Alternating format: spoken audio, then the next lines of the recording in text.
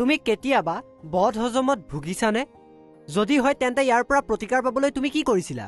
এটা অম্লনাশক লৈছিলা নেকি? তুমি ঠিকেই কৈছা, কিন্তু তুমি কেতিয়াবা ভাবিছানে যে এই অম্লনাশকটোৱে কি কৰে? এই বিক্ৰিয়াটো জনাজাতনে? আহা আমি বিচাৰি উলিয়াওঁ। আমি সকলোৱে অন্তত এবাৰ হ'লেও বদহজমত ভুগিছোঁ। আমি ইয়াক সাধাৰণতে মেগনেছিয়া দুগ্ধৰ নিচিনা এটা অম্লনাশক লৈ চিকিৎসা কৰোঁ যাতে পাকস্থলীৰ আম্লিকতা কমি যায়। মেগনেছিয়া দুগ্ধৰ পৰা মেগনেছিয়াম হাইড্ৰক্সাইডে পাকস্থলীত অতিৰিক্ত এচিড নিঃসৰণে সৃষ্টি কৰা অতিৰিক্ত হাইড্ৰক্লৰিক এচিডৰ লগতে বিক্ৰিয়া কৰে আৰু এটা লৱণ যেনে মেগনেছিয়াম ক্লৰাইড উৎপন্ন কৰে।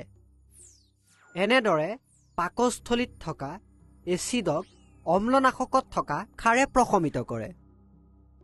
একেদৰে পৰীক্ষাগাৰত হাইড্ৰক্লৰিকৰ দৰে এচিড এটাক ছডিয়াম হাইড্ৰক্সাইডৰ দৰে ক্ষাৰ এটাৰে প্ৰশমিত কৰিব পাৰি।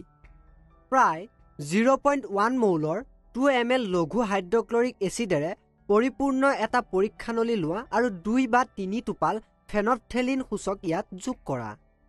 পৰীক্ষানলীত কোনো ৰঙৰ পৰিৱৰ্তন দেখা পোৱা নাযাব। এতিয়া একে পৰিমাণৰ একে গ্ৰাহতাৰ লঘু ছডিয়াম হাইড্ৰক্সাইড যোগ কৰা আৰু ইয়াক লাহে লাহে লৰাই দিয়া। আৰম্ভণিতে কোনো ৰঙৰ পৰিৱৰ্তন দেখা নাপায়, কাৰণ যেতিয়া দুটা একে পৰিমাণৰ আম্লিক আৰু ক্ষাৰকীয় দ্ৰৱৰ মিশ্ৰণ কৰা হয় সিহঁতে এটা আনটোক প্ৰশমিত কৰে আৰু উৎপন্ন হোৱা দ্ৰৱটো আম্লিকো নহয় ক্ষাৰকীয়ও নহয়। যি বিক্ৰিয়াত এটা অম্ল যেনে HCl আৰু এটা ক্ষাৰক যেনে NaOH একেলগে বিক্ৰিয়া কৰি লৱণ NaCl প্ৰস্তুত কৰে, অৰ্থাৎ ছডিয়াম ক্লৰাইড আৰু H2O অৰ্থাৎ পানীত, তাক প্ৰশমন বিক্ৰিয়া বুলি কোৱা হয়। ফেনপথেলিন এটা প্ৰশম দ্ৰৱত ৰংহীন হৈ থাকে। এটা প্ৰশম দ্ৰৱই এখন ৰঙা নাইবা নীলা লিটমাছ কাগজৰ ৰঙৰ পৰিৱৰ্তন নকৰে। দ্ৰৱৰ ক্ষাৰকীয় প্ৰকৃতিও লিটমাছ পৰীক্ষাৰে নিশ্চিত কৰা হয়।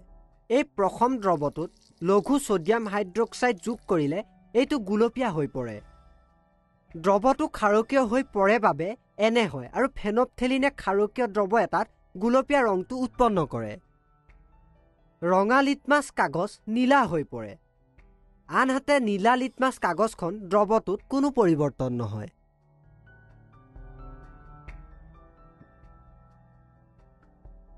এতিয়া অতিৰিক্ত লঘু হাইড্ৰক্লৰিক এচিড দ্ৰৱটোত যোগ কৰা। গুলপীয়া দ্ৰৱটো আকৌ এবাৰ ৰংহীন হৈ পৰিব। এনে হয় কাৰণ দ্ৰৱটো এতিয়া আম্লিক হৈ পৰিছে আৰু ফেনপথেলিন আম্লিক দ্ৰৱ এটাত ৰংহীন হৈ থাকে। এই দ্ৰৱটোৱে নীলা লিটমাছ কাগজ ৰঙা কৰে আৰু ৰঙা লিটমাছ কাগজখনৰ কোনো পৰিৱৰ্তন নহয়। সাৰাংশ: যি বিক্ৰিয়াত এচিড আৰু ক্ষাৰকে একেলগে ক্ৰিয়া কৰি লৱণ আৰু পানী উৎপন্ন কৰে তাক প্ৰশমন বিক্ৰিয়া বোলে। আমি দেখিলো যে একেদৰে পাকস্থলীত সৃষ্টি হোৱা অতিৰিক্ত এচিডক এণ্টাচিডত থকা ক্ষাৰটোৱে প্ৰশমিত কৰে। তুমি জানিছিলানে যে খেতিয়কসকলে আম্লিক মাটিক প্ৰশমিত কৰিবলৈ চূণ ব্যৱহাৰ কৰে? তাৰোপৰি আম্লিক মৌমাখিৰ বিন্ধন আৰু পৰুৱাৰ কামোৰ প্ৰতিকাৰ কৰিবলৈকো বেকিং পাউডাৰ ব্যৱহাৰ কৰি প্ৰশমন প্ৰয়োগ কৰা হয়। এনে প্ৰশমন বিক্ৰিয়াবোৰৰ বিষয়ে অধিক জানিবলৈ পাছৰ ভিডিঅ'ৰ বাবে সাজু হৈ থাকা।